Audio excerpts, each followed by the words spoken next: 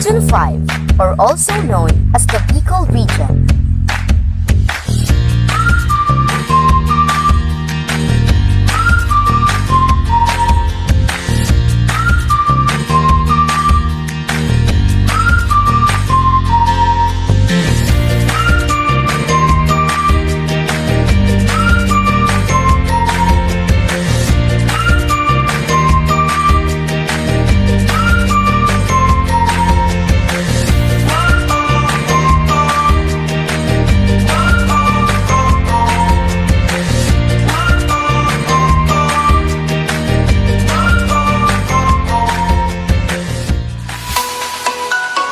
The Bicolanos live in the provinces south of Luzon community, namely Camarines Norte, Camarines Sur, Catanduanes, Albay, Sorsogon, and Masbate.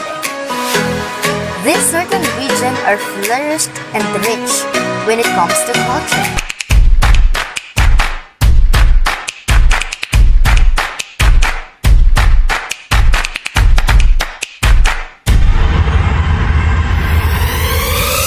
Mayon Volcano is a classic stratovolcano.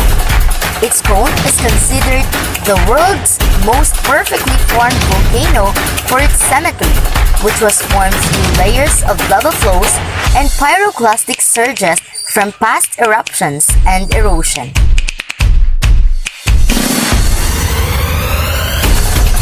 Kapuntukan Hill, a hill below the said volcano, and described as the sleeping lion because of its form and contour.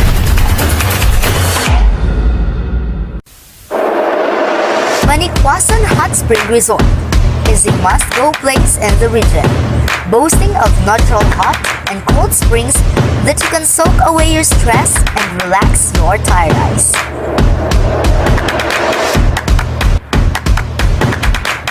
Malabsay Falls is a 40 feet in height, and the cascading waters fall on a wide pond.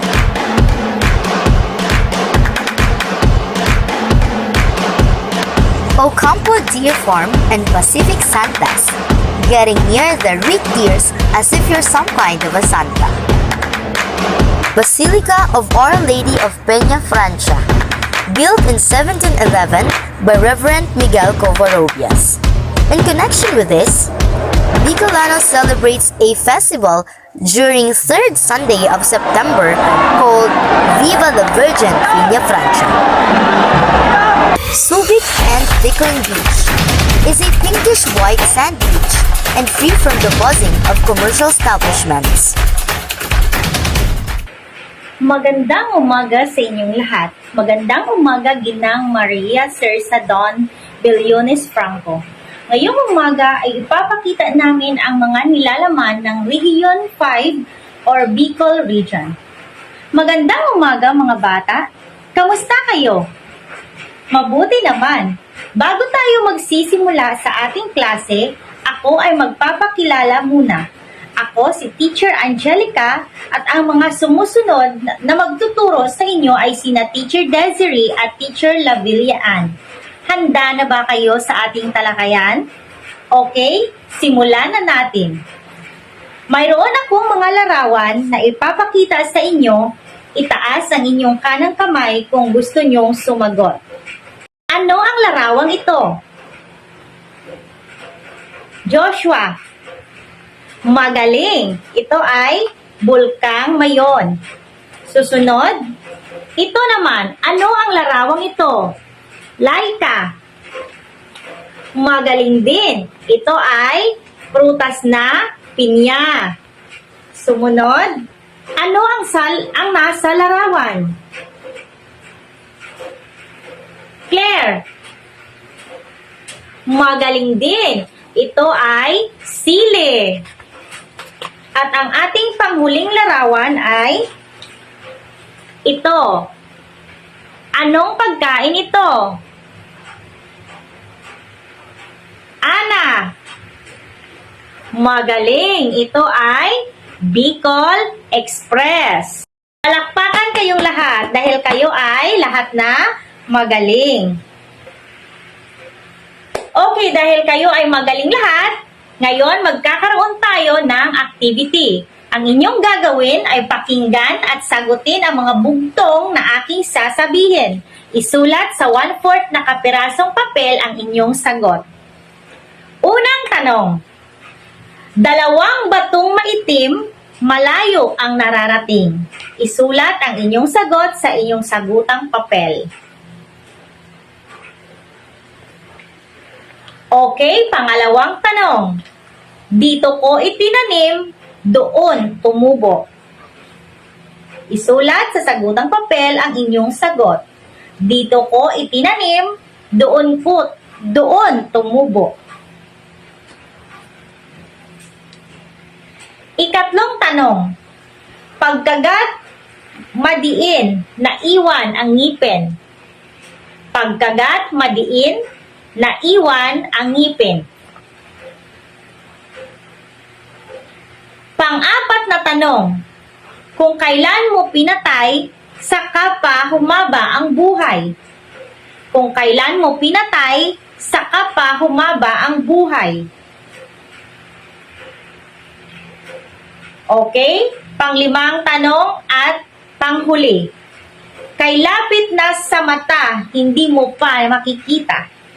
Kay lapit na sa mata, hindi mo pa rin makikita. Okay, tapos na. Ipasa ang papel sa harapan. Okay, salamat sa pagsunod sa aking mga panuto. Okay mga bata, ang susunod ay tatalakayin natin ang Region 5, Bicol Region, lokasyon Timog Silangan ng Luzon.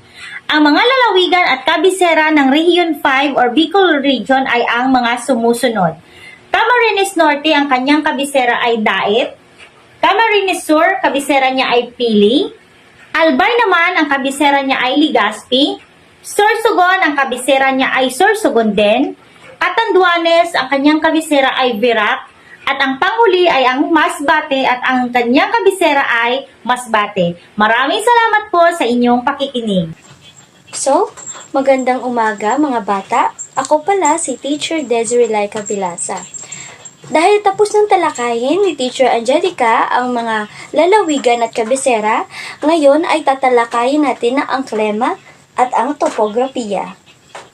Kilala ang Region 5 sa tawag na tangway ng Bicol, makitid na lupain sa dulong timog silangan ng Luzon na halos napapaligiran ng tubig.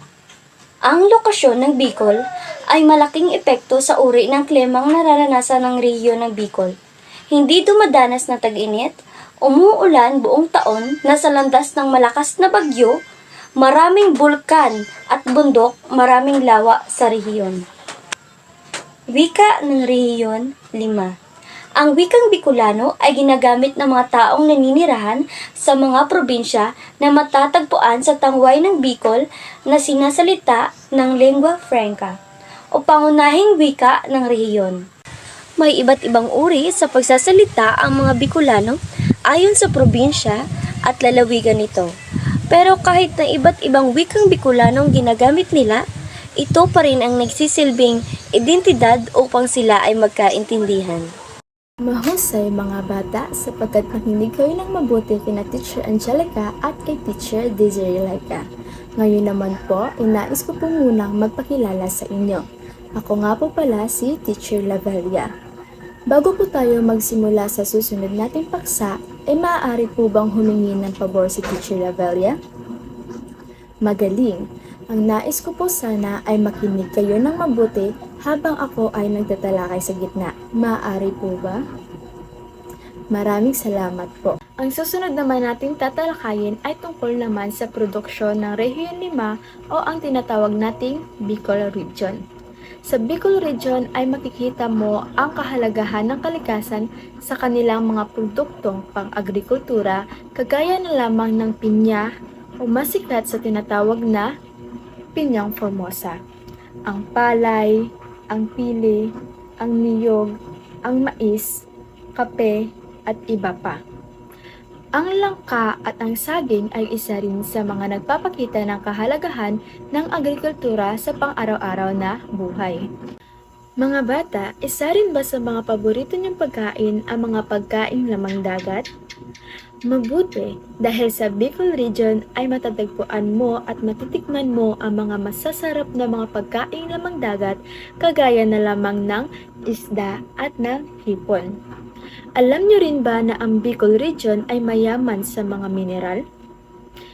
Tama, ang Bicol Region ay mayaman sa nickel, sa tanso at sa ginto. Nakakita na ba kayo ng kahit isang uri ng mineral?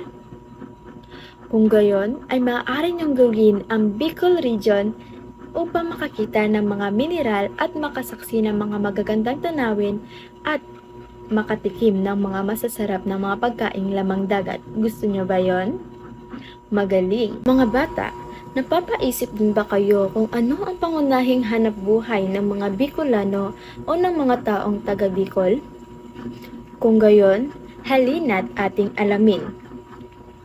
Isa sa mga pangunahing hanap buhay ng mga Bicolano ay ang pagsasaka, kung saan kilala sila sa kanilang mga produksyon ng abaka, ng niyog, ng palay, ng kape, ng gulay, ng pili, at ng pag-alaga ng mga hayop. Isa rin sa mga pangunahing nilang hanap buhay ay ang pangingisda. Malaki rin ang naibahagi ng ekonomiya sa kanilang paggawa na kung saan gumagawa sila ng tsinelas, sinturon, alpombra, palamuti, at bag. At bukod dito, aktibo rin sila sa mga pagmimina ng carbon, ginto, bakal, manganese, at chromite na nagbibigay ng malaking ambag sa industrialisasyon. Ang pagtutrosa ay isa rin sa aspeto ng kanilang pangunahing hanapbuhay, kahalin tulad ng cottage industries na nagbibigay buhay sa lokal na ekonomiya.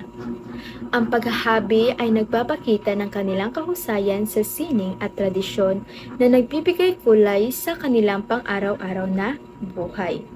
Mga bata, halina't balikan natin ang pangunahing hanapbuhay ng mga Bicolano. Ito ay ang pag-aabaka. Tama. Alam niyo ba kung ano ang pag-aabaka o ang tinatawag na abaka? Ang abaka ay kilala rin bilang Manila hemp. Ito ay may malawak na gamit at pangunahing ginagamit sa paggawa ng matibay na materyales tulad na lamang ng telang sinamay. Ito ay pangunahing nililimas mula sa mga sanga ng abaka plant na matatagpuan sa tropikal na klima. Pagkatapos ng pagputol ng sanga, ito ay iniwang tuyuin sa araw upang maging malutong. Ang sumunod na hakbang ay ang paghahabi. Isang mahalagang proseso kung paano nililinang ang mga sanga para maging matibay na telang maaaring gamitin sa iba't ibang produkto tulad na lamang ng tsinelas, pamaypay, basket, sinturon, at iba pang kagamitan. Ang abaka ay hindi lamang nagbibigay buhay sa lokal na ekonomiya, kundi nagdadala rin ng kahusayan sa sining at tradisyon ng mga komunidad sa o na gumagamit nito. Mahusay mga bata dahil kayo ay nakinig ng mabuti. Hanggang dito na lang po ang ating pagtatalakay tungkol sa Rehiyon 5 o ang Bicol Region. Maaari ba natin bigyan ng palakpak ang ating mga sarili? Magaling! Ngayon naman ay ninanais kong bigyan kayo ng pagtataya. Handa na ba ang lahat?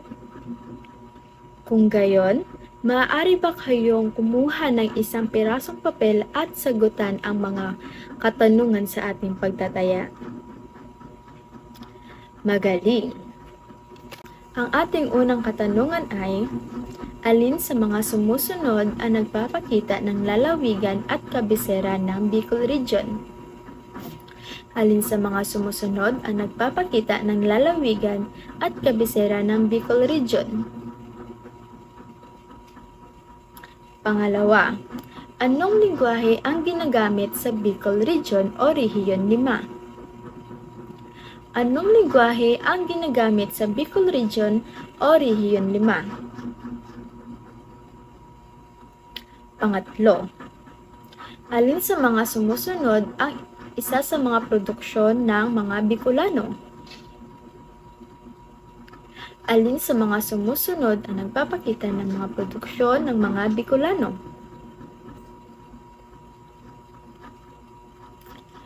Pang-apat, alin sa mga sumusunod ang nagpapakita ng pangunahing hanapbuhay ng mga Bicolano o ng mga taong nakatira sa Rehiyon 5?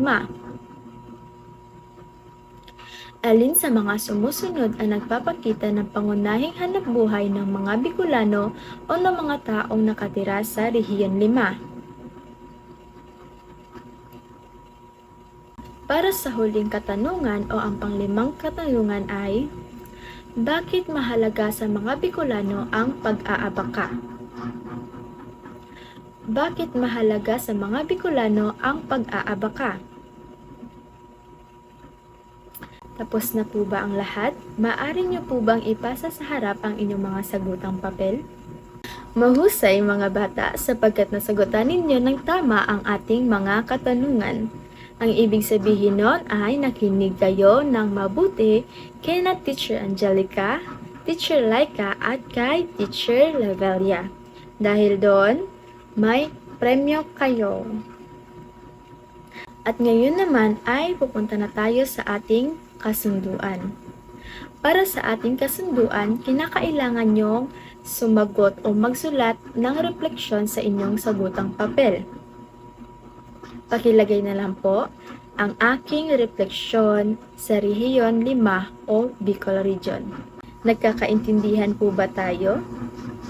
Kung gayon, hanggang dito na lamang po at maraming salamat. Paalam!